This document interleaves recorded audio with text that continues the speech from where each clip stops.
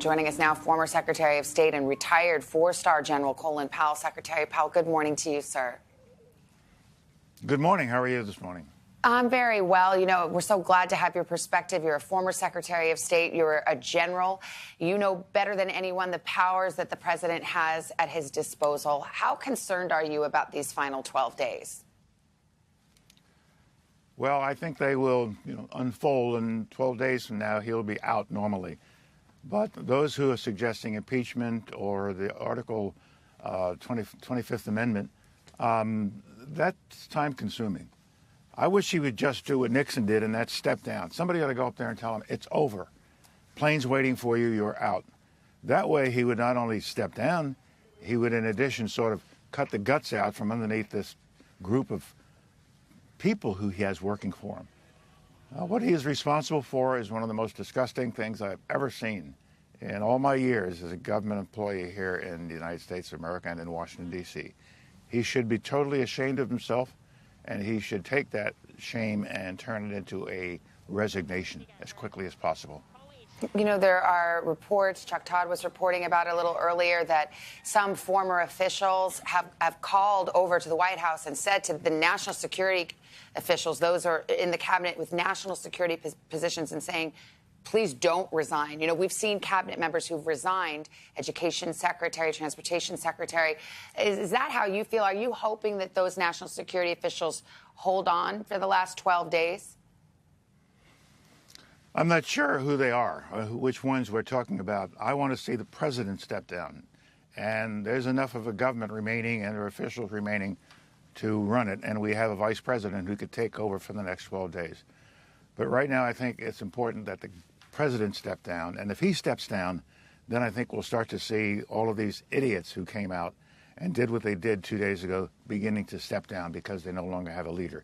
We have to face the reality as the president has been in charge of this. He has been the leader. He has encouraged them at every step. And that's brought us to this horrible situation. I also am deeply troubled by the poor planning that went into getting ready for this operation. And I want to get to that, but before we leave the first topic, because I kind of want to return to that first question. If he doesn't resign, I understand your position, he should just go. But if he doesn't, he does have 12 days, and he has incredible powers, including the nuclear codes, and not to be an alarmist, but I mean, is there anything that concerns you about that, given the behavior and the conduct we have seen? No, not really, but I can never tell what this man is going to do. We've seen him do some crazy things, but let's not start dragging out things like nuclear code. Yeah. I was the chairman of the Joint Chiefs of Staff, and I can tell you for sure that if something like this ever happened and someone suddenly said here, we want to use a nuclear weapon, they would never get near it. Let's talk about the security failure that you raise. The investigations will go on and we'll see what happened. But on its face, when you have throngs of people who are able to penetrate the United States Congress, at the very moment the vice president is there and they're performing a sacred constitutional duty, you have a security failure. What went wrong in your mind? What concerns you about this? I've talked to some people, and it seems like there was not a clear line of control or command. And who was in charge of it all, I asked. And it was somebody who was not a military officer or an intelligence person, but somebody who was a civilian in, I think, the Justice Department or something like that. And that's not what we needed. We needed strong leadership, somebody who knew what to do, who understood the forces available to them, and then do something about it. I could have seen when the crowd started to build that we needed to call in the National Guard and others then, and not wait for what? I don't know what they were waiting for. And I still don't understand how they could stay up on the landing on the patio for hours. I know now that it was because they were trying to clear inside the government building, inside the Capitol. And when I later saw images of inside the Capitol with the mobs that were just moving around as they chose, I could see why they had the problem. But they shouldn't have had that problem. There was enough warning coming that they should have known what was coming. And sorry to jump in here, but, you know, many, many Americans look at that and the fact that those rioters were allowed to have their way with the Capitol building for a period of several hours, posing for pictures, putting their feet up on the speaker's desk.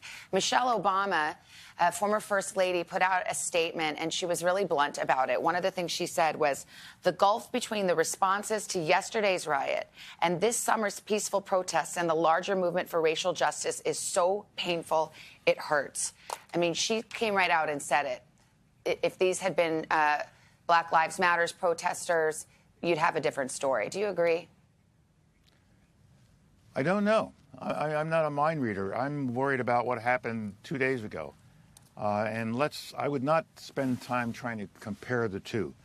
Let's stick with the problem we have right now, and that the folks who went into our Capitol 2 days ago, and I feel for Black Lives Matter, and I'm not sure that that was handled as well as it might have been, but we know darn well that this was not handled as it could have been, might have been, and should have been. And finally, sir, I mean, you are our former Secretary of State. You know how important America's, not just its image, but its actual importance around the world.